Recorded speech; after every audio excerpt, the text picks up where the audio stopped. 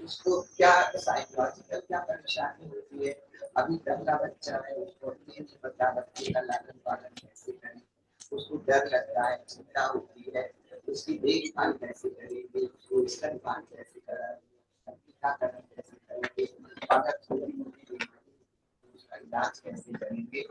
ऐसी स्थिति में महिला का साइकोलॉजिकल और एजुकेशनल आवश्यकताओं की पूर्ति भी करना ये बहुत जरूरी होता है। और ये जो सबसे पहले 48 घंटे होते हैं, ये बहुत ही ज्यादा संकट के होते हैं। क्यों? क्योंकि इस समय कभी कभी ये होता है कि बच्चेदानी सिकुड़ नहीं पाती है और बहुत ज्यादा ब्लीडिंग शुरू हो जाती है, और जो हमारी महिला जो पोस्टमार्टम महिला है, वो प्रसूति की अवस्था में उसकी जान का खतरा हो जाता है। इसके अलावा एक बीमारी होती है इसी 48 घंटे में जो प्रेसिपिटेट होती है, उसमें झटके आने लगते हैं जिसको इक्लेम्शिया कहते हैं। उसकी भी डेथ इस 48 घंटे में के कारण हो जाती है।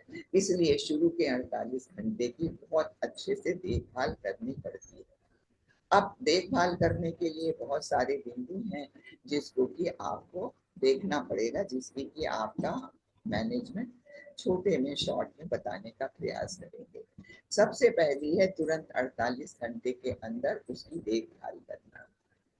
अगर वो देखभाल में कहीं ब्लीडिंग और कहीं झटके वाली बीमारी आपने निग्लेक्ट कर दिया तो उसकी मृत्यु का कारण बन जाती है। इसलिए जो पैड है उसका बार बार उसको हर 2 घंटे पे कम से कम देखते रहना चाहिए कि कहीं धक्के में ज्यादा खून तो नहीं जा रहा है। अगर नहीं जा रहा है तो उस एरिया को, नीचे की एरिया जहाँ पैड लगाते हैं, उसको सूखा रखिए और हमेशा साफ रखिए। इसके बाद डिलीवरी के बाद तुरंत पीने की चीज जैसे दूध है, चाय है, कॉफी है, या थोड़ा हल्का फुल्का टोस्ट वगैरह है, वो तुरंत देना शुरू कर देना चाहिए, क्योंकि उसको बहुत ही थकान लगती है, डिहाइड्रेशन होता है। और बच्चे को भी आधे घंटे से 1 घंटे के अंदर उसका ब्रेस्ट से लगा देना चाहिए, मतलब कि ब्रेस्ट फीडिंग शुरू कर देना चाहिए। इससे क्या फायदा है? इससे ये फायदा होता है जब बच्चा दूध पीने के लिए कोशिश करता है तो उसके अंदर जो है जो हार्मोन निकलते हैं, वो हार्मोन जो है वो बच्चेदानी को सिकोड़ देते हैं, जिससे कि उसकी ब्लीडिंग कम हो जाती है। तो इसलिए जो है ये जो है उसको बच्चे को दूध तुरंत पिलाना चाहिए, और उसको जो है यूरिन के लिए बार बार मोटिवेट करना चाहिए हर 2 घंटे पे उसका जो है, ताकि उसकी जो मूत्र का जो थैली है, मूत्राशय जिसको ब्लैडर कहते हैं, वो ब्लैडर जो है वो खाली हो।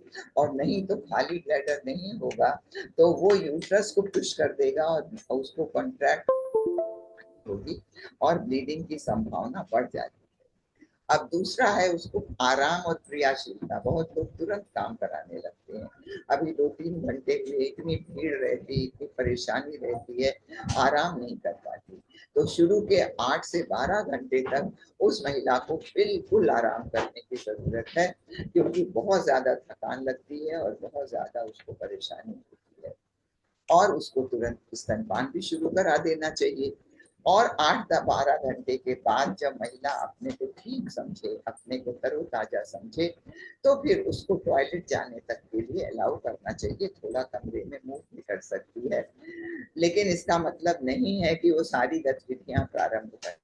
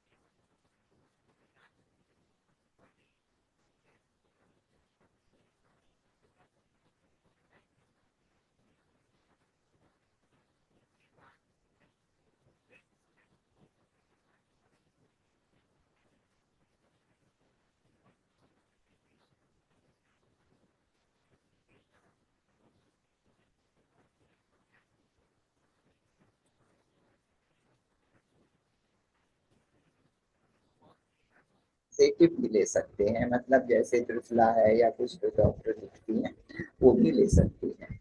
अब कभी कभी पाइल्स हो जाते हैं, तो पाइल्स का क्या होता है, अगर कब्ज की आपने देखभाल ना की तो और बढ़ जाते हैं, तकलीफ हो जाती है, ब्लीडिंग हो जाती है। तो उसमें उसकी रोकथाम के लिए उसको जो है उसकी लैट्रिन बराबर होनी चाहिए, ये देखभाल करना चाहिए। और एक तसले में गर्म गुनगुना पानी रख के कोई एंटीसेप्टिक डाल करके सिट्स बात उसमें बैठ करके उसकी सिकाई करे और कोई क्रीम लगाए जो कि पाइल्स एंटी पाइल्स पाइल्स को ठीक करने की जो क्रीम होती है वो लगा सकते हैं और पैर वाले सिरे को लेटते वक्त ऊपर कर सकते हैं। अब जो नीचे का पोर्शन है जिसको पेरिनियम कहते हैं, नीचे का पोर्शन जहाँ पेशाब लैट्रिन और जहाँ पे आपका ब्लीडिंग हो रही है वो रास्ता है, उसको पेरिनियम कहते हैं। अब पेरिनियम में अगर टाँका लगा है तो बराबर ध्यान रखना है, 2-3 घंटे पे उसका पैड बदलते रहना है और उस एरिया को स्वच्छ और शुष्क रखना है। अब कभी भी यूरिन करेगी या लैट्रिन जाएगी तो उसको जरूर जो है उसको साफ करना है और एंटीसेप्टिक पाउडर या एंटीसेप्टिक लोशन उसमें लगा देना चाहिए। और साफ करने पर ये ध्यान देना चाहिए कि पीछे से आगे नहीं साफ करिए, आगे से पीछे करिए, नहीं तो लैट्रिन की गंदगी जो है वो टाँके पे आएगी और फिर इन्फेक्शन देगी। अगर वहाँ सूजन है, कोई तरह की परेशानी है तो 24 घंटे के अंदर ठंडी सिकाई भी कर सकते हैं और उसके बाद जो है थोड़े गुनगुने पानी की सिप्स बात भी ले सकते हैं। लेकिन टाँकों को हाथ से नहीं छूना है, नहीं तो हाथ की गंदगी उसमें जाएगी। और ये ध्यान रखना है कि सफाई के समय पहले और बाद में अपने हाथ को ठीक तरह से साबुन से साफ करना है और कभी भी जोर नहीं लगाना, चाहे लैट्रिन करते वक्त या किसी कारण से, और बहुत देर तक बैठ के नहीं रहना है ताकि उन टाँकों पर जोर ना लगे। तो इस तरह से पेरिनियम की देखभाल आप लोग कर सकते हैं।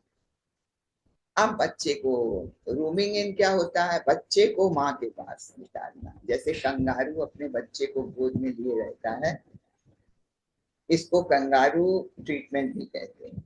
और बच्चा को अगर बच्चे को आप दूध डाल देंगी तो भावनात्मक लगाव कम होता है। अब अगर आप पास में लिटा देंगी तो भावनात्मक लगाव माँ का और बच्चे का होता है, और माँ के पास बच्चा रहता है तो उसकी देखभाल करना भी सीख जाती है। और अगर कहीं प्री मेच्योर बच्चे जल्दी हो गए, कमजोर हो गए, उनको तो बिल्कुल माँ की छाती पे रख करके रखते हैं कि रखिए ताकि आपकी गर्मी से वो बच्चा गर्म रहे, आपका वो आपकी आपकी जो बातें हैं, आपकी जो भावनाएं जो आपने गर्भ में दी हैं, उससे बच्चे को सुरक्षित अपने को फील करे और बच्चा जल्दी रिकवर कर जाए। इसके बाद कभी कभी जब बच्चा हो जाता है तो बहुत ज्यादा दर्द होता है, जहाँ यूट्रस होता है, अभी हमने आपको बताया नाभि के पास और उसके नीचे, तो वो बहुत तेज दर्द होता है। तो उसको सिकाई कर सकते हैं, गर्म पानी की बोतल से सेक सकते हैं, और या तो 48 घंटे के बाद वो अपने आप ठीक हो जाता है। ये क्यों दर्द होता है, क्योंकि जो बच्चेदानी सिकुड़ती सिकुड़ती है तो दर्द होता है। तो अच्छा धीरे धीरे उसकी मालिश कर सकते हैं। और अगर यूरिन अगर भरी हुई है तो उसको तुरंत जाने के लिए, उसको यूरिन पास करने के लिए कहना चाहिए और पेट के बल भी लिटा सकते हैं। और अगर किसी कोई ऐसा कारण नहीं पता लग रहा है तो दर्द की गोली भी दे सकते हैं। अब कभी कभी उदासी आ जाती है महिलाओं में, और ये क्यों होती है, क्योंकि हार्मोन जो है उसके ऊपर नीचे होते हैं, एस्ट्रोजन प्रोजेस्टेरोन जो हमारे अंदर रहता है मदर के अंदर, तो वो ऊपर नीचे होता है, जिसके कारण उसको तनाव हो जाता है, उसको सोने में कठिनाई होती है, चिड़चिड़ापन होता है, रोने लगती है, कभी हंसने लगती है, चिंता रहती है, और वो उसका दिमाग जो है स्थिर नहीं रहता है। लेकिन ये केवल 2 सप्ताह तक रहता है, तो उसको सहारा देना चाहिए, उसको भावनात्मक सहारा देना चाहिए, बार बार बातें करते रहना चाहिए। तो इस तरह से जो है वो 2 सप्ताह में अपने आप चला जाता है, और उसको शिक्षण देना चाहिए, जो उसको प्रॉब्लम है उसको सॉल्व करने का प्रयास करना चाहिए। लेकिन अगर ये उदासी जो है ये 15 दिन से बाद रहती है तो ये डिप्रेशन का शिकार होती है। डिप्रेशन अगर हो गया उसको अवसाद कहते हैं। तो अवसाद अगर हो गया तो इसमें जो है उसको बहुत सारी चीजें खतरनाक भी होती हैं। उसको क्या होता है, उसको पहले शर्म का बोध होता है, अपराध बोध होता है, उसको लगता है कि अब हम कुछ नहीं कर पाएंगे, विफलता का बोध होता है, वो डरी सहमी रहती है और उसकी मनोदशा कभी ऊपर और कभी नीचे होती रहती है। इसके अलावा जो है वो उसकी सोच में परिवर्तन हो जाता है, वो शिशु से जुड़ नहीं पाती, उससे प्यार नहीं कर पाती, बल्कि कभी कभी उसको चोट भी पहुंचा देती है और मार भी देती है और कभी खुद भी आत्महत्या कर लेती है। ये अवसाद में होता है। और फिर वो बहुत थकापन महसूस करती है, कभी कभी बहुत खाती है, कभी कभी कम खाती है, खाती ही नहीं है और सो नहीं पाती है, एकाग्रता नहीं हो पाती उसको। तो ये अवसाद की होती है पोजीशन। इसमें उसके भावनात्मक और मनोवैज्ञानिक सहारा देना चाहिए, प्यार से उसको समझाना चाहिए। ये नहीं कि उसके ऊपर भूत आ गया है, चुड़ैल आ गई है और चलो इसको ये करो और वो करो, ये सब कुछ नहीं। वो किसी कारण से ऐसा होता है, अगर अनचाहा भी कभी दर्द होता है या और भी कई समस्याएं होती हैं जिसके कारण ये हो जाता है। तो बहुत ज्यादा उसके पास रहना, बातचीत करना और शिशु की तरफ से उसको निश्चिंत करना, उसका पालन पोषण में सहायता करना, तो इस तरह से जो है। लेकिन अगर फिर भी कुछ नहीं हो पा रहा है तो तुरंत उसको जो है डॉक्टर के पास रेफर करना चाहिए। अब बहुत सारी ऐसी जटिलताएं हैं, जैसे उसको बहुत कमजोरी आती है पिंडलियों में, हमने सूजन बताया आपको, सांस लेने में जब लंग्स में चला जाता है, पल्मोनरी एम्बोलिज्म होता है, उसको जो है टांकों में इन्फेक्शन हो जाता है, अंदर से जो डिस्चार्ज लाल पीला होता है वो कभी कभी इन्फेक्शन की वजह से बदबूदार होता है और यूरिन जाने में उसको समस्या होती है और कभी कभी जो होती है वो उसके नीचे दर्द होने लगता है और खून की कमी हो जाती है। तो इस कारण से जो है उसमें ये जटिलताएं जो हैं इसको दूर करने का प्रयास करना चाहिए। आपको जो बताया गया है वैसा कर सकती हैं। और अगर गंदगी आ गई, उसकी बदबू आ रही है और बहुत ज्यादा तकलीफ है, पिंडलियों में दर्द है या सीने में दर्द हो रहा है, तो तुरंत डॉक्टर के पास जाना चाहिए। बहुत ज्यादा खून के, और बिल्कुल इमरजेंसी कब हो जाती है, जब खून थक्के थक्के में गिरने लगता है, 15 दिन से ज्यादा चलता रहता है और पेट में बहुत तेज असहनीय दर्द होता है। इसका मतलब कि अंदर कोई कॉम्प्लिकेशन हो रहा है। उसको ये जो इक्लेम्सिया हमने बताया उसमें क्या होता है, धुंधला दिखने लगता है, एक चमकती रोशनी दिखती है, तो फिर वो उसका ब्लड प्रेशर बढ़ने लगता है। तो ये सब जो है तुरंत आपातकालीन उपचार कराना चाहिए और डॉक्टर के पास ले जाना चाहिए। फिट्स आना है, तेज कठिन सांस लेना, सांस जब जल्दी जल्दी आने लगती है इसका मतलब वो थक्का जो है वो उसके लंग्स में चला गया है। तेज बुखार आना इसका मतलब इन्फेक्शन हो गया है। तो ऐसी हालत में वो तुरंत जो है वो डॉक्टर के पास ले जाना चाहिए। अब जो है खाना क्या खाना है, ये समस्या है, क्या खाएं क्या ना खाएं। तो खाना तो वही खाना है जो आप खाती हैं, लेकिन क्योंकि इस समय बच्चे को दूध पिला रही हैं तो 500 कैलोरी ज्यादा उसको लेना है। तो ये माँ और बच्चे दोनों के लिए है, क्योंकि बच्चा भी दूध पी रहा है और माँ की रिकवरी हो रही है। उसने इतने दिन तक बच्चे को रखा और इतना उसके अंदर से ब्लड गया, इतना एक्सॉशन हुआ, उसको दर्द हुआ, तो उसकी भी मरम्मत की जरूरत है। इसलिए जो है शरीर को, माँ के शरीर को और बच्चे को ऊर्जावान बनाता है।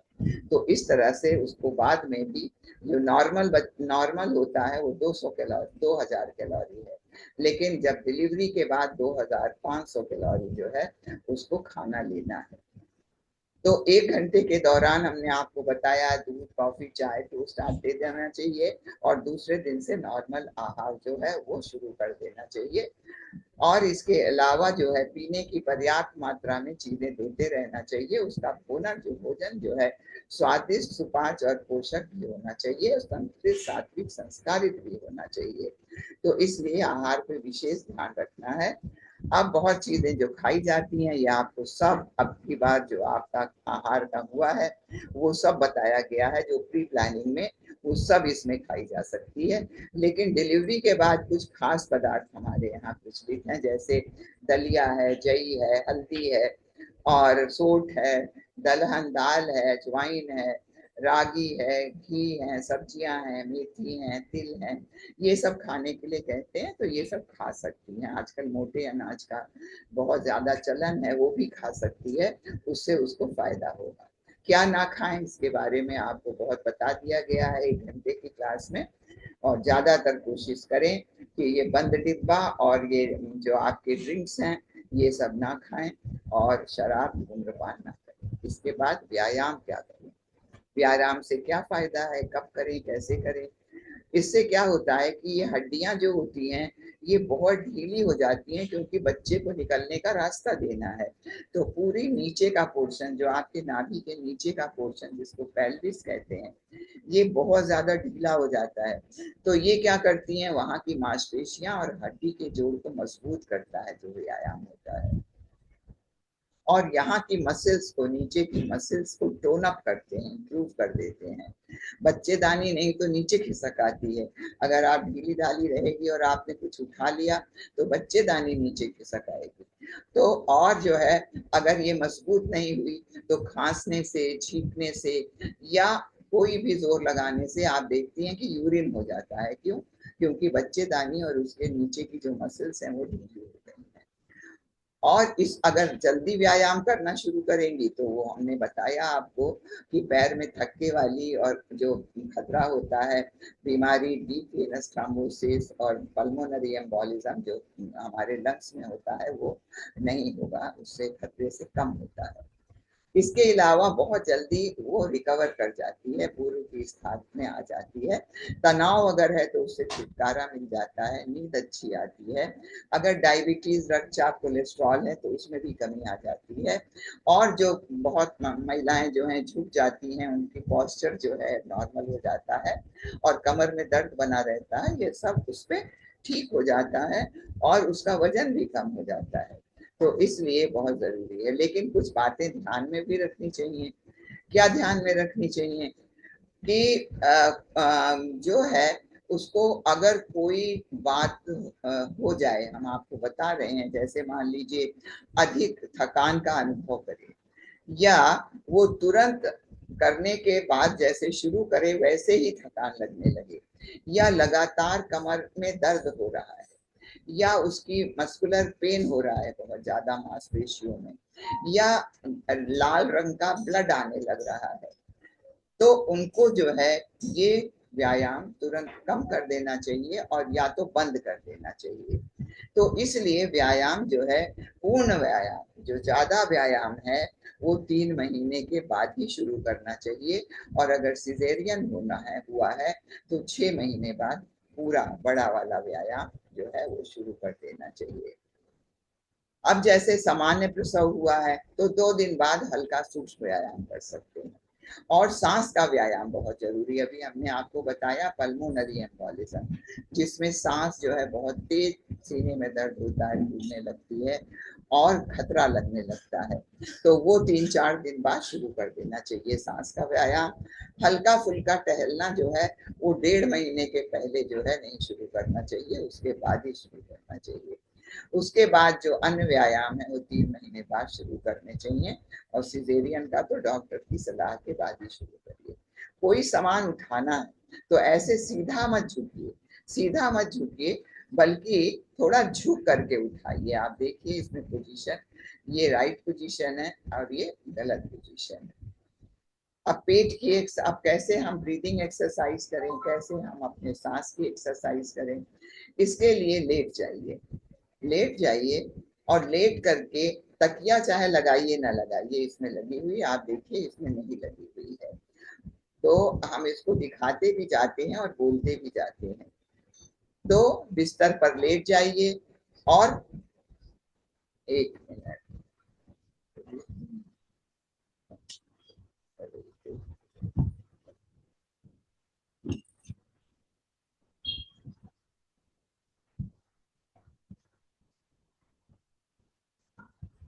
आवाज का 1 मिनट, मतलब अब हम आपको बता रहे हैं कि बिस्तर पर लेट जाइए, अपने अपने घुटनों को मोड़ लीजिए, जैसे इन्होंने मोड़ा है मोड़ लीजिए। पंजों को फ्लैट जमीन पे रखिए, ये थोड़ा ऊपर है, गलत है, इसको नीचे रखिए।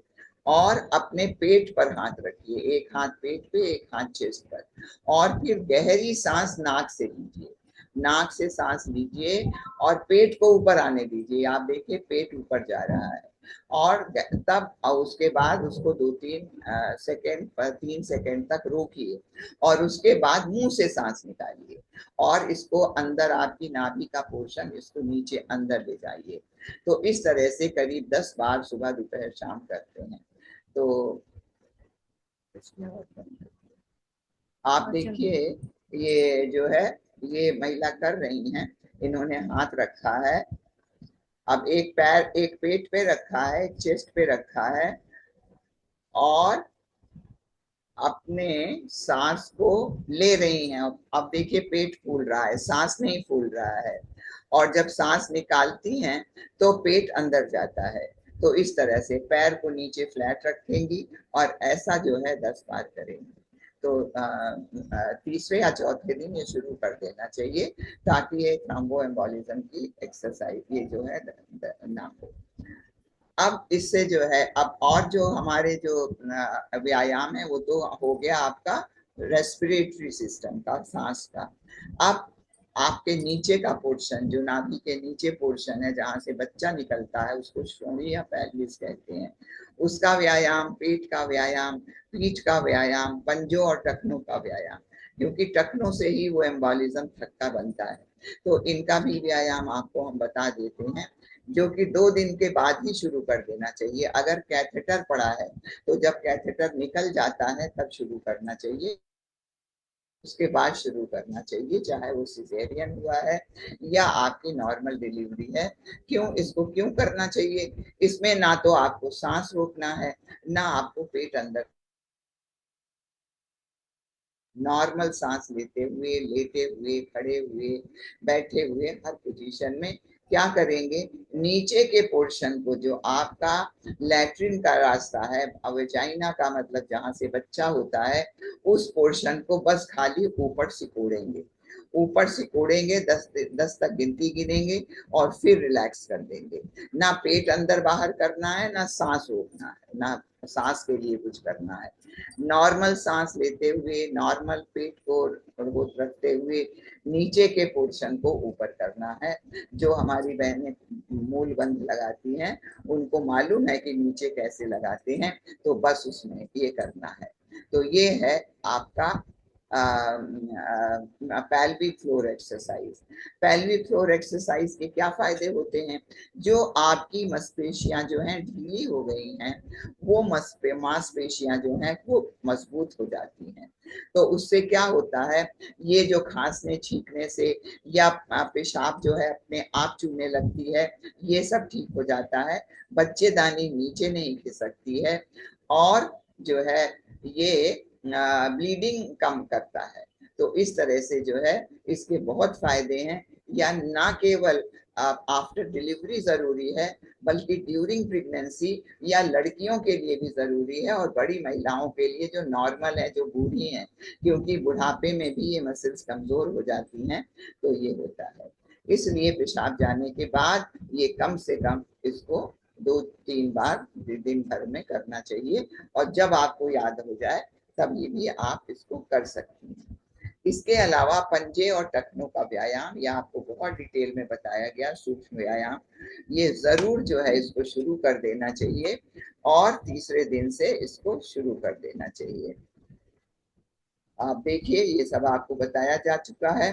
तो ये हो गया आपका सूक्ष्म व्यायाम, ये दूसरे तीसरे दिन से शुरू कर दीजिए। अब आया पेल्विक टिल्ट एक्सरसाइज, मतलब कि ये जो आपका पोर्शन है ये पेल्विस कहा जाता है, इसको ऊपर करना है, और इसकी पीठ को नीचे जमीन पे रखना है। ये पेल्विक टिल्ट एक्सरसाइज है, ये भी तीसरे चौथे दिन से शुरू कर देना चाहिए।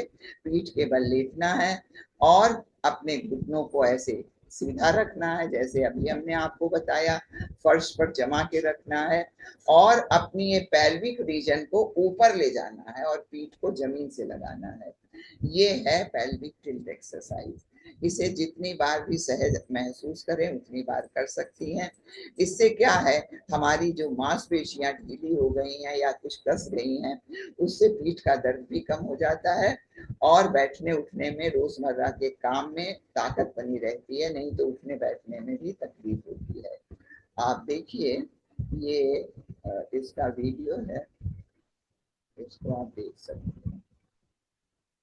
देखिए, इन्होंने पेल्विक रीजन को ऊपर किया और पीठ को नीचे किया। अब ये देखिए, पेल्विक रीजन को ऊपर खींचा, पीठ जमीन में लगाया, फिर ऊपर खींचा, पीठ को नीचे लगाया। ये तीसरे दिन से शुरू कर देना चाहिए ताकि जो हमारी रिकवरी हो जल्दी हो।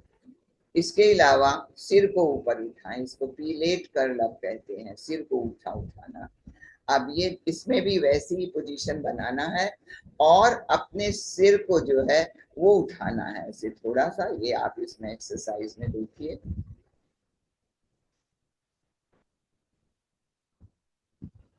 नीचे का पोर्शन जो है वो आपको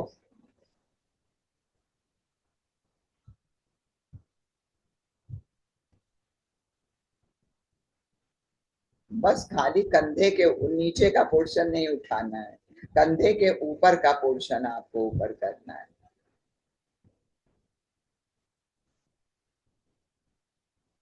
और पेल्विक टिल्ट करके करना है, जो हमने आपको बताया।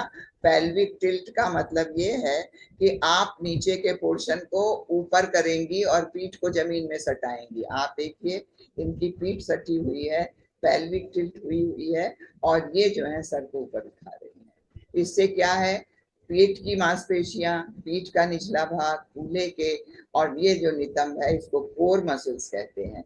ये कोर मसल्स जो होती हैं ये टोन अप हो जाती हैं और फिर यहाँ का दर्द भी कम हो जाता है। तो इस तरह से ये आप कर सकते हैं, इसको भी बताइए। और ये भी तीसरे दिन से शुरू करते हैं। अब ये है स्ट्रेट कर्ल अप, मतलब कि आपको, अब आपका कंधा ऊपर उठेगा और आपका हाथ जो है घुटने के पास आएगा। अभी वैसे ही आप लेट जाएंगी और पेल्विक टिल्ट करेंगी। पेल्विक टिल्ट का मतलब पीठ आपकी जो है वो जो है ये जमीन से ऊपर नहीं होनी चाहिए और ये जो पेल्विक पोर्शन है ये ऊपर उठेगा और आप कंधे को ऊपर उठा करके अपने घुटने को छूने का प्रयास करेंगी दोनों हाथ से। ये है पेल्विक टिल्ट। करने के बाद धीरे धीरे सिर और कंधे को उठाएं, जितना कर पाए धीरे धीरे करें, अगर घुटना नहीं छू सकता है तो ना छुआएं और फिर धीरे धीरे जो है अपनी पोजीशन पे आए। और ये डायगोनल मतलब दाएं हाथ से बाएं को छुइए और बाएं हाथ से दाहिने पैर को छुइए, कोशिश करिए। तो इस तरह से जो है, इससे भी जो है पेट के ऊपर की निचली ये सारी मांसपेशियां, जितनी नीचे की हमारी मांसपेशियां ढीली हो गई हैं और पेट की ढीली हो जाती है, पेट भी तो फैलता है, वो मांसपेशियां ढीली होके अलग हो जाती हैं। ये सब कॉन्ट्रैक्ट करके जो है ये आपकी मांसपेशियों को अच्छा बना देता है। अब हिप रोटेशन, हिप रोटेशन में जो है ये इसको पूरा जो है आपका जो हिप पोर्शन है, कूल्हे का पोर्शन है, उसको मजबूत करता है। तो ये आप देखिए, ये वैसे ही लेट गई है लेकिन दोनों पंजे अलग अलग हैं, सटे हुए नहीं है, सटे हुए नहीं है। तो अब जो है वो हाथ को कंधे के लेवल पे भी ले जा सकते हैं, ऐसे भी रह सकते हैं और आप एक घुटने को दूसरे घुटने से टच कराएंगी और फिर नॉर्मल आएंगी और फिर दूसरे घुटने को उस पे ले जाएंगी। आप इसमें देखिए, ये उस पैर को टच करने की कोशिश कर रही है, अब ये दूसरे हाथ पैर से उस पैर को टच करने की कोशिश कर रही है। तो इससे क्या होता है, कूल्हे जो ढीले हो गए हैं उसमें स्थिरता प्रदान करती है। तो ये भी तीसरे दिन से शुरू कर सकते हैं और नहीं तो 10-15 दिन के बाद शुरू करना चाहिए। इसके बाद आया आपका घुटनों की रोलिंग। घुटनों की रोलिंग, जैसे घुटने में दर्द होते रहते हैं या घुटने की मांसपेशियां जो हैं वो हमारी ढीली ढाली हो जाती हैं, तो उनकी फ्लेक्सिबिलिटी भी बनी रहती है और जो हमारा पॉस्चर गड़बड़ हो जाता है उसको, हमारी ये जो मसल्स हैं यहाँ की, उनको भी ठीक करता है और हमारी जो यहाँ पे जो आपके थ्रोम्बोएम्बोलिज्म के चांसेस होते हैं वो भी कम हो जाते हैं। तो इस तरह से करके और दोनों पैर सटा के करना है। आप देखिए, दोनों पैर सटा के करना। उसमें पैर थोड़े अलग थे, इसमें घुटने दोनों एक साथ एक तरफ जाएंगे दाहिनी तरफ और फिर बाईं तरफ जाएंगे। ये दोनों घुटने सटे हैं और दाहिने बाएं, और कमर ऊपर नहीं उठ रही है, पेल्विक टिल्ट किया हुआ है, मतलब पीठ नीचे और पेल्विस ऊपर। तो इस तरह से जो है इससे कूल्हे का दर्द ठीक हो जाता है। अब एक पैर उठाना धीरे धीरे, ये 7-8 दिन के बाद शुरू करना चाहिए, क्योंकि इसमें कभी कभी कमजोरी के कारण नहीं उठा पाते हैं। और जिसको कोई परेशानी हो तो 1.25 महीने बाद शुरू करिए, 7 दिन बाद करिए। आप देखिए, इसमें सबसे पहले सीधा लेटना है, पैर को फैलाना है, और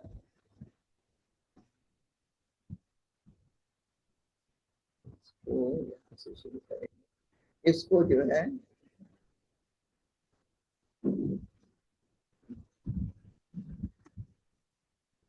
ये, अब इसमें देखिए, ये पेल्विक टिल्ट के लिए बता रही हैं कि पेट को नीचे रखिए और पेल्विक टिल्ट करके और पैर को ऊपर उठाइए।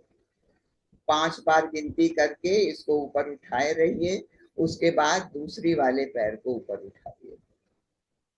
तो इस तरह से जो है ये होता रहेगा, और इसको कम से कम 4-5 बार करें।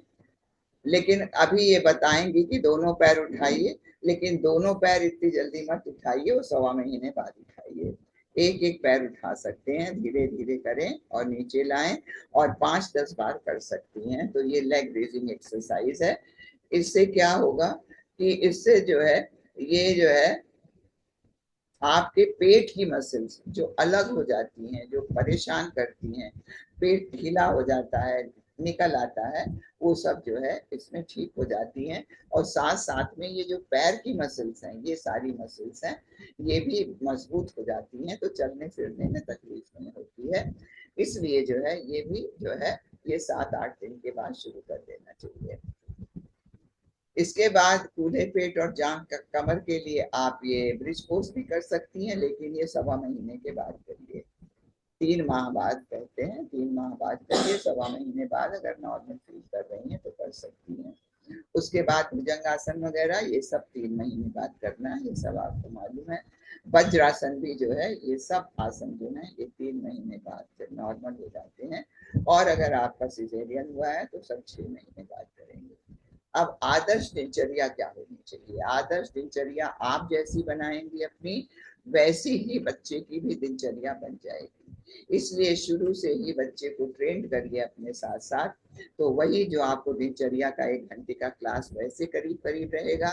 आप पूषा पान जो करेंगी उसमें अजवाइन और जीरे का पानी पिएंगी, ताकि जो है आपका पेट भी साफ रहे, और आपकी इम्यूनिटी बूस्टर होता है ये कहते हैं, इसलिए इसको पीना चाहिए। अपने नाश्ते में अंकुरित जरूर लीजिएगा। इस तरह से योग व्यायाम, जब ध्यान के बाद योग व्यायाम जो बताया जा रहा है उसको जरूर करें। और फिर अपनी मालिश वगैरह का ध्यान रखें, क्योंकि पैर में थक्के जो बनते हैं वो मालिश करने से नहीं बनते हैं। और धूप सेवन अपने भी करें और बच्चे को भी कराएं, तो इसके लिए अपना रूटीन सेट करें कि कैसे कब कर सकते हैं। और विश्राम बहुत जरूरी है, जो हमने आपको बताया। इसके बाद फिर संगीत सुनते हुए घर में बहुत अच्छा माहौल होना चाहिए, ताकि हमारी जो गर्भ डिलीवरी के बाद जो माँ बनी है उनका जो है प्रसन्नता का एक वातावरण हो, और बच्चे का भी एक वातावरण अच्छा हो। सब वही है, नाद योग सुनना है, स्वाध्याय करना है। अगर आपकी आंखों पे जोर पड़ रहा है तो आप उसको आप सुन सकती हैं। आप क्या, आजकल तो फोन पे आता रहता है। और भोजन और दूध का सेवन वैसे ही करेंगी, मात्रा बढ़ा सकती हैं, क्योंकि कैलोरी इंटेक जो है बढ़ता है। साथ रोज की साधना करके और अपनी दिनचर्या बिल्कुल नियमित रखिए, बच्चा भी वैसा ही बनेगा। अब कुछ बात बताते हैं कि जल्दी जल्दी बच्चे ना हो, ताकि आपकी भी कमजोरी ना है, और जो पहला बच्चा हुआ है उसका भी देखभाल आप अच्छे से कर सकें। और जो आज दुनिया की सबसे बड़ी समस्या है पॉपुलेशन कंट्रोल, वो भी हो जाएगा। तो कुछ स्थायी स्थायी तरीके हैं, जैसे नसबंदी, तो महिलाओं की एक लैप्रोस्कोप से हो जाता है, बड़ी आसानी से हो जाता है, 5, 10, 15 मिनट लगते हैं और उसके बाद महिला घर आ जाती है। मिनी लैप एक होता है, एक टाँका लगता है नाभि के नीचे और फिर उसमें भी दूसरे दिन डिस्चार्ज कर देते हैं। और पुरुष की नसबंदी वो भी बिना टाँके वाली भी होती है, टाँके वाली भी होती है। तो ये तो स्थायी तरीके हैं, लेकिन इसके अलावा भी जो होता है वो कुछ ऐसे चीजें हैं, जैसे कि बच्चे दानी में डाल देते हैं, उनको उनको कॉपर टी या लूप पहले कहते थे, वो होता है। तो कॉपर टी लगवा सकती हैं। कब लगवा सकती हैं? बच्चा होने के आप 1 महीने बाद ये लगवा सकती हैं। और नहीं तो हमने आपको बताया कि अगर फीड नहीं करा रही हैं तो मेंस्ट्रुअल साइकिल शुरू हो जाएगा और वो जो है, अब आजकल तो बच्चा होने के बाद जो है 7 दिन के बाद ही लगा देते हैं, लेकिन कभी कभी वो ब्लीडिंग के साथ निकल जाता है, इसलिए 1 डेढ़ महीने के बाद प्रॉपर्टी जरूर लगवा लेना चाहिए। हार्मोनल तरीके हैं, कुछ इंजेक्शन आते हैं जिसको मीडो डिपो मिथॉक्सी प्रोजेस्टेरॉन कहते हैं। ये जो है ये इंजेक्शन लगते हैं तो 3 हफ्ते तक जो है वो लगवाने की जरूरत नहीं होती। जैसे गोलियां रोज खानी पड़ती हैं, प्रॉपर्टी तो एक बार लगवा लिया तो 5 साल की छुट्टी हो जाती है, 7 साल की छुट्टी हो जाती है। और लेकिन ये इंजेक्शन लगवाने से क्या होता है कि 3 हफ्ते बाद फिर रिपीट कर 12 हफ्ते बाद फिर रिपीट करना पड़ता है। और कभी कभी वो कैप्सूल जो होते हैं स्किन के नीचे लगा देते हैं, वो 5 वर्ष तक चलते हैं, वो नॉर प्लांट उसको कहते हैं। और 5 साल के बाद वो निकाला जाता है तो फिर से आप कंसीव कर सकती हैं। तो ये भी करा सकती हैं जाकर के कहीं भी सरकारी अस्पताल में या प्राइवेट। इसके अलावा कुछ मुंह से खाने वाली माला एन है और सेंट्रोमन है, जिसको सहेली के नाम से जानते हैं। इसको भी रोज खाना पड़ता है और उसको खा करके छोड़ देना पड़ता है, फिर जब आपका मेंसेज आए तो फिर शुरू करना पड़ता है और रोज खाना पड़ता है। सहेली जो है हफ्ते में एक बार खानी पड़ती है। तो इस तरह से कुछ गोलियां भी आती हैं। निरोध आता है, निरोध जो है उसको भी यूज कर सकते हैं। आपातकालीन गर्भ निरोधक गोलियां आती, मान लीजिए कभी निरोध फट गया तो उससे क्या होता है कि कंसीव करने के चांसेस होते हैं। तो वो गोलियां भी आती हैं जिनको इजी गोलियां कहते हैं, और वो 72 घंटे के अंदर 2 बार लेनी रहती है। तो उससे क्या है कि वो जो है अपने आप निकल जाता है और कंसीव नहीं करती। और या प्राकृतिक तरीके से करिए, जैसे हमने आपको बताया कि जब अंडा नहीं बनता है तब उस समय आप करिए, या प्रत्याहरण का मतलब कि उस समय जब डिस्चार्ज होता है उस समय अपने को अलग कर लीजिए। और या तो जब बच्चा दूध पी रहा है तब भी जो है वो प्राकृतिक तरीका है। और अगर बाई द वे कंसीव करी गई तो एमटीपी कराइए, जा करके अबॉर्शन कराइए सरकारी अस्पताल में, जो कि निःशुल्क होता है। इसके बाद कभी कभी जो होता है आपको नेचुरल कंसेप्शन, वही जो दूध पिलाती हैं तो उनको 6 महीने तक अगर दूध पिला रही हैं तो उनका अंडा बनेगा ही नहीं, उनको ब्लीडिंग होगी नहीं। तो इस तरह से होता है, लेकिन जो नहीं पिलाती उनको जल्दी हो जाता है। अब ये तो हुआ माँ की देखभाल। अब आया बच्चे की देखभाल कैसे करेंगे। 28 दिन तक बच्चे की जो देखभाल होती है वो उसको शिशु परिचर्या कहते हैं, नवजात शिशु का देखभाल। और ये गुरुदेव ने लिखा है कि बच्चे के पैदा होने के बाद से ही उसको दूध पिलाना, शिशु पॉटी कराना, मालिश कराना, नहलाना, सुलाना, ये सब आदत जो है शुरू से आपकी पड़ जाएगी बच्चे की।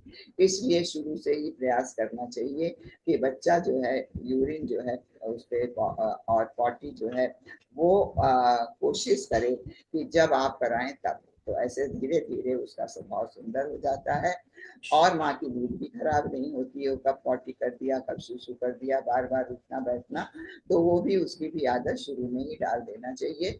और उसके मुंह, नाक और आंखें साफ करते रहना चाहिए। और ताकि और कहीं भी अगर उसको देखना चाहिए लैट्रिन का रास्ता, यूरिन का रास्ता, तालू का रास्ता, मुंह, आंखें, कि कहीं कोई जन्मजात विकार तो नहीं है। और हमेशा कोशिश करना चाहिए कि बच्चे को माँ से सटा करके रखें।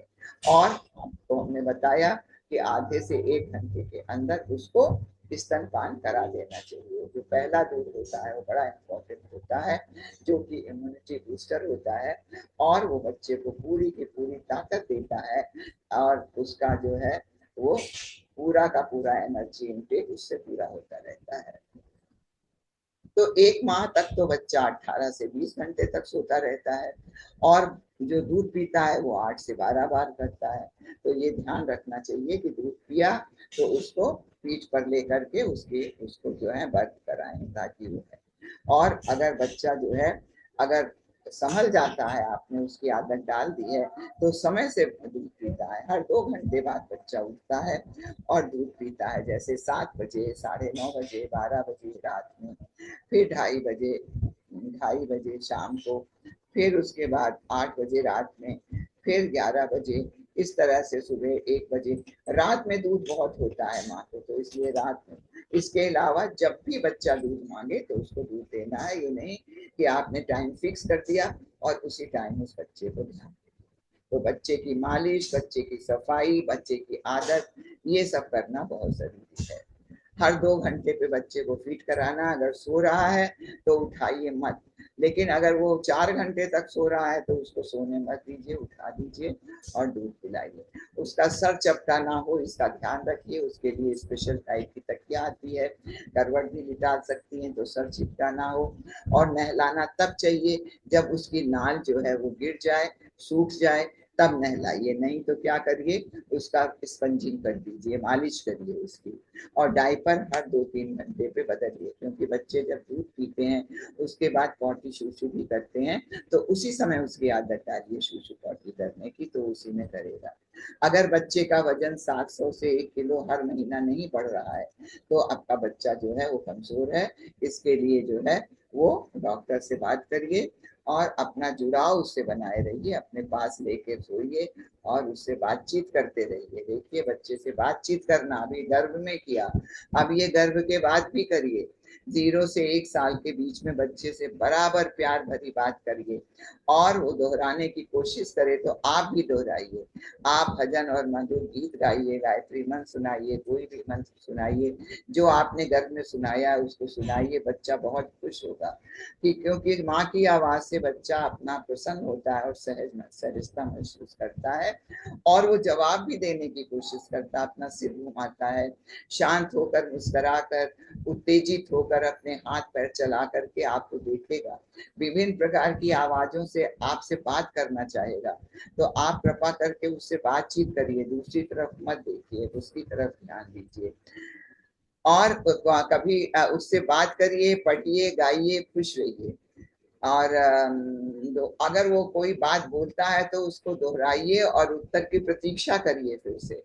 तो उसके बीच में उसको, अगर बच्चा बात कर रहा हो तो उसे बीच में ना रोकिए, दूसरी ओर ना देखिए, जैसा हमने आपको बताया। तब बच्चा आप पर भरोसा करेगा और आपकी आत्मीयता बढ़ेगी, बच्चे में सेल्फ कॉन्फिडेंस आएगा। और कभी कभी बच्चे का मूड नहीं होता तो जबरदस्ती मत बात करिए, तब फिर उसको सोने लगते गले से लगा के उसको निकाल दीजिए। तो क्या करना चाहिए, पिछले 6 माह तक सिर्फ स्तनपान कराइए, पीठ के बल सुलाइए और कभी कभी करवट भी निकाल दीजिए, संगीत सुनाइए और गाएं, बच्चे से बातचीत करें, धीरे और प्यार से बोले। क्या ना करें ये जरूर आपको ध्यान में रखना है, क्या ना करें ये बहुत ध्यान की बात है। हिलाएं, ठोके नहीं। बहुत लोग बहुत जोर जोर से बच्चे को हिलाती हैं, सुलाती हैं, ठोकती हैं, इससे बच्चे के इंजरी होने के चांसेस होते हैं। कभी कभी तो सर में ब्रेन इंजरी हो जाती है। कोई धूम्रपान उसके पास ना करे और उसके मुंह में जो चूसने पैसिफायर दे देते हैं वो मत करिए और कभी भी मोबाइल भूल के भी उसके पास मत ले जाइए। सावधानियां आपको करनी है कि बच्चे को रोता ना छोड़िए, उसको किसी प्रकार का स्प्रे या परफ्यूम मत लगाइए, अकेला मत छोड़िए। और कभी कभी आप सॉफ्ट टॉयज दे देती हैं, उससे बच्चे के मुंह बंद हो जाता है और बच्चे की सांस रुक जाती है। तो पहले 2 वर्ष तक बच्चे को दूध दीजिए और दूध और खाने में चीनी और नमक मत दीजिए और कभी ज्यादा दूध मत पिलाइए कि अभी बच्चा भूखा है चलो और उल्टी कर देगा। तो इस तरह से नवजात शिशु के कुछ खतरे के लक्षण होते हैं, वो जैसे ही हों उसको तुरंत जो है आप डॉक्टर को बताइए। जैसे बच्चे का वजन अत्यधिक कम होना, 2.5 किलो से कम होना, या 700 से 1 किलो हर महीने ना बढ़ना। तो इस तरह से अगर बच्चा जो है दूध नहीं पी पा रहा है, 24 घंटे के अंदर मल मूत्र नहीं पाते पास किया उसने, उसका पेट फूल गया, अकड़ गया, वो रो रहा है, चिल्ला रहा है, और अगर आप मुंह साफ करती तो उसमें सफेद चिकना पदार्थ आ रहा है, उसका ये सिर का तालू जो है अंदर चला गया है या बहुत उठ गया है, जब यहाँ टेंशन हो जाता है तो वो ऊपर उठ जाता है, और जब डिहाइड्रेशन होता है तो अंदर चला जाता है, नाभि लाल हो गई है, उसमें से कोई बदबूदार निकल रहा है स्राव, तेज बुखार है बच्चे को, उल्टी आ रही है, दस्त हो रहे हैं, ओठ नीला पड़ रहा है, ठंडा हो रहा है, या बच्चा पीले रंग का हो रहा है, जॉन्डिस यदि हो रही है, या जन्मजात उसकी त्रुटि है, तो ये सब उसके खतरे के लक्षण है, तुरंत डॉक्टर को दिखाइए। कान या नाक या गुदा से योनि आ रहा है, कभी कभी लड़कियों में 1-2 दिन के लिए आता है, लेकिन वैसे नहीं आता। जन्म से ही लगातार रो रहा है बच्चा, आंख से गंदा पानी निकल रहा है, या बार बार बच्चा चौंक रहा है और उसको दौरे आ रहे हैं, तो ऐसी हालत में जो है उसको डॉक्टर को दिखाना चाहिए। अब बच्चे को टीकाकरण ये सब बताना है आपको, हमने बताया ना, इसकी चिंता होती है उस माँ को कि हम कब टीका लगवाएं, क्या लगवाएं, तो उसके बच्चे का जो टीका, ये हम केवल आपको 1.5 महीने वाला बता रहे हैं कि बच्चे को बीसीजी का टीका तो तुरंत लग जाता है, जिस समय वो जन्म लेता है वहीं हॉस्पिटल में मिल जाता है, और नहीं तो घर में है तो उसको जल्दी से जल्दी बीसीजी का टीका, जो टीबी का टीका होता है, टीबी बच्चे को नहीं हो पाती है, और अगर कहीं माँ आरएच नेगेटिव है और बच्चा आरएच पॉजिटिव है तो उससे क्या होता है, ब्लड टूटने लगता है और माँ बच्चे दोनों की नुकसान होता है, तो उसका भी टीका पहले ही दिन जो होता है एंटी गामा ग्लोबुलिन लगता है। अगर आपका हॉस्पिटल में बच्चा हुआ है तो डॉक्टर को तुरंत बताइए, वो भूल गई हैं तो याद दिलाइए, ताकि माँ बच्चे दोनों जो हैं वो अच्छे रहें। इसके बाद हेपेटाइटिस बी का टीका 24 घंटे के अंदर वो भी लग जाना चाहिए, ताकि उसको पीलिया नाम की बीमारी ना हो। और ओरल पोलियो, पोलियो की जो फर्स्ट खुराक होती है वो भी हॉस्पिटल में पिला दी जाती है, और नहीं तो 15 दिन के भीतर जल्दी से जल्दी वो भी पिला देना चाहिए। और उसके बाद फिर पोलियो, डीपी पोलियो की दवा खुराक जो है 1.5, 2.5, 3.5, 1.5 हफ्ता, 1.5 महीना, 2.5 महीना और 3.5 महीने पे बराबर ये जो है उसको देना है पोलियो की दवा। और डीपीटी मतलब डिप्थीरिया, पर्ट्यूसिस और टेटनस। टेटनस जानती हैं आप, पर्ट्यूसिस मतलब हुपिंग कफ, डिप्थीरिया मतलब गले में जाली पड़ना, तो गला घोंटू, तो ये बीमारियां जो हैं इनके ये 3 टीके जो हैं, और पोलियो के 1.5, 2.5 और 3.5 महीने पे लगता है, अस्पताल में जाकर के या प्राइवेट में जहां भी जाके उस बच्चे को लगना है, ये आपको सब माताओं को बताना है। इसके अलावा हेपेटाइटिस बी का भी टीका जो है पहला पहला दूसरा तीसरा ये भी उसी समय लगना है। तो इस तरह से जो है ये बच्चों के टीके हैं, और उसके बाद तो आपका टीका जो है बड़े बच्चों में आ जाता है। अब कभी कभी बच्चे सडन मर जाते हैं अपने बहुत जल्दी, करीब 1 महीने के अंदर, तो उसका कारण होता है कि वो बच्चा जो है, या तो उनके यहाँ पति जो है बहुत स्मोकिंग करते थे, और या तो पत्नी खुद करती थी, तो इसका ये एक कारण हो सकता है।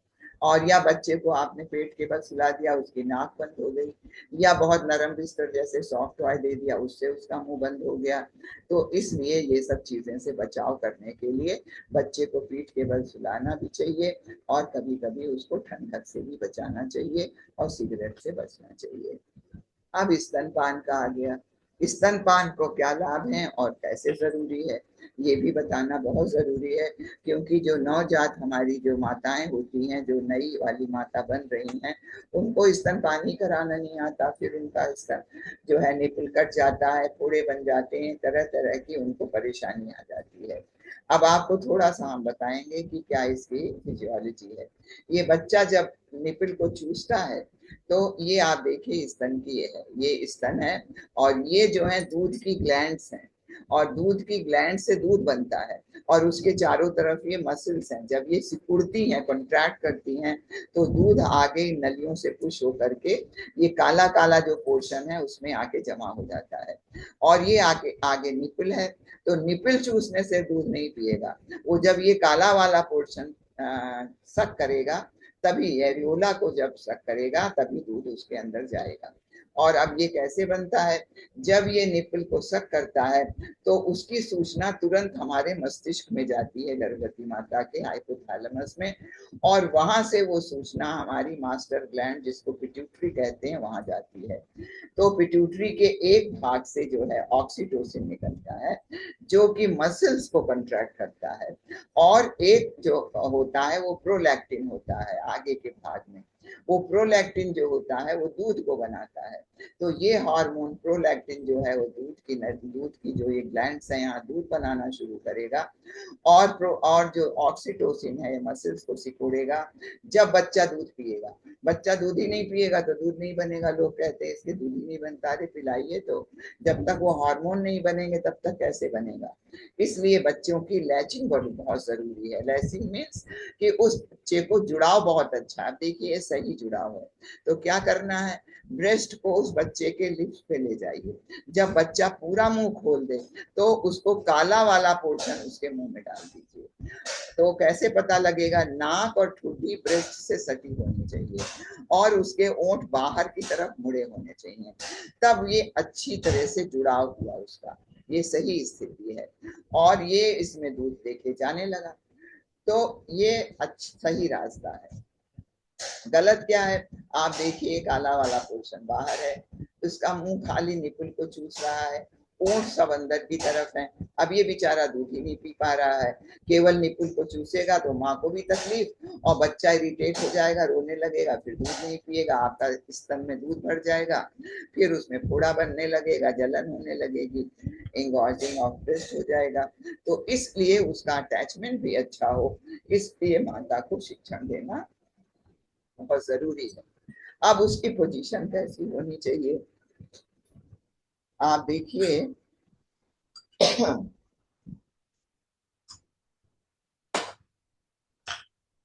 माँ का जो बच्चे का सर, पीठ और पुट्ठा, जो उसका हिप है, ये एक सीध में होना चाहिए और ये माँ से सटा होना चाहिए और माँ की तरफ होना चाहिए। और माँ भी बड़े ध्यान से इसको देखते हुए, प्यार से गाते हुए, और ये दूध पिला रही है, ये बिल्कुल सही तरीका है। अगर ये ऐसे पिलाएंगी, अलग से देखेंगी, कहीं बात कर रही हैं, तो ये गलत तरीका है और बच्चा ना तो सेटिस्फाई होगा, ना भावनात्मक जुड़ाव होगा और फिर परेशानी। और दूध पिलाते वक्त जरूर अच्छे संगीत, अच्छे मंत्र, गायत्री मंत्र, जैसे कि आप एएनसी पीरियड में गाती थी, वैसे ही इस समय भी बच्चे पे पूरा ध्यान दें, ताकि बच्चे के अंदर दूध के साथ, शक्ति के साथ, ऊर्जा के साथ उसके अंदर संस्कार भी जाए। इसलिए दूध पिलाने का ये सही तरीका है। अब स्तनपान से हमारे शिशु को क्या लाभ है, ये शिशु का पूरा पोषक तत्व है, पूरा संतुलित आहार है। इसलिए 6 महीने तक माँ को पूरा जो है वो इसको पिलाते रहना चाहिए। ये आसानी से पच जाता है, सुपाच्य है, कब्ज से बचाव करता है, प्रतिरोधक क्षमता बढ़ाता है बच्चे की, और 2 वर्ष तक उसको दुनिया भर की जो बीमारियां, एक्जिमा, एलर्जी, सांस और कान और ये संक्रमण होता है उससे बचाता है, दमा से। एक तरह से ये इसमें बैक्टीरिया नहीं ग्रो करते, बाहर तो हो जाता है, डायरिया हो जाता है। इससे मानसिक विकास और सीखने की क्षमता तेज होती है, क्योंकि इसमें डीएचए बहुत ज्यादा होता है, जो कि मस्तिष्क की क्षमता को सीखने की बढ़ाता है। भावनात्मक और प्यार भरा रिश्ता माँ से हो जाता है, शारीरिक तापमान पे उपलब्ध होता है, सुविधाजनक होता है, खर्च भी कम होता है, और बुखार और अतिसार है तो उसमें भी पिला सकते हैं। बहुत सारी बीमारियां आपको बताई गई थी कि बहुत सी बीमारियां बच्चा गर्भ से लेके आता है, अगर माँ बराबर दूध पिला रही है तो हार्ट की बीमारी और उसको जो है hypertension, ischaemic heart disease, diabetes, hypertension, cancer, ये सारी बीमारियों से भी खतरा कम हो जाता है। और जो ये सडन डेथ हो जाती है बच्चे की, वो भी उसको जो होती है उसका खतरा भी कम हो जाता है।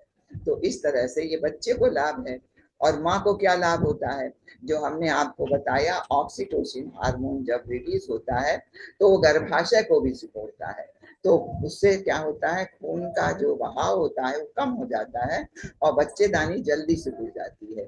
दूसरी बात, माता का वजन भी कम हो जाता है क्योंकि कैलोरी जलती है, बच्चे को दूध पिला रही है। गर्भ निरोधक का बाद काम करता है, हमने आपको बताया, ये फॉलिकुलर स्टिमुलेटिंग हार्मोन को दबा देता है जिससे अंडे नहीं बनते हैं। और उसको, क्योंकि ये जो प्रोलैक्टिन और ऑक्सीटोसिन हार्मोन है ये फील गुड हार्मोन है, ये हम कहेंगे, तो इससे तनाव और चिंता जो उसकी रहती है वो भी दूर हो जाती है, जिससे उसको डिप्रेशन वगैरह होने लगता है। और उसका भावनात्मक जो बंधन है बच्चे से वो तेज हो जाता है, वो अपनी निकटता बच्चा करता है, वो प्यार और आराम और सुरक्षा महसूस करता है, और बेहतर माँ को भी नींद आती है अच्छी, और उसके बच्चे को भी अच्छी नींद आती है। तो इसलिए जो है ये ऐसा होता है। अब कोई पहले से तैयारी नहीं, बॉटल उबालनी है, दूध गर्म करना है, उबालना है, उसको देना है, ये कोई तैयारी नहीं करनी पड़ती। समाज को भी बहुत लाभ है, मृत्यु दर कम होती है बच्चों की, आर्थिक खर्च कम हो जाता है, जनसंख्या कंट्रोल होती है, और बच्चे का बेहतर विकास होता है।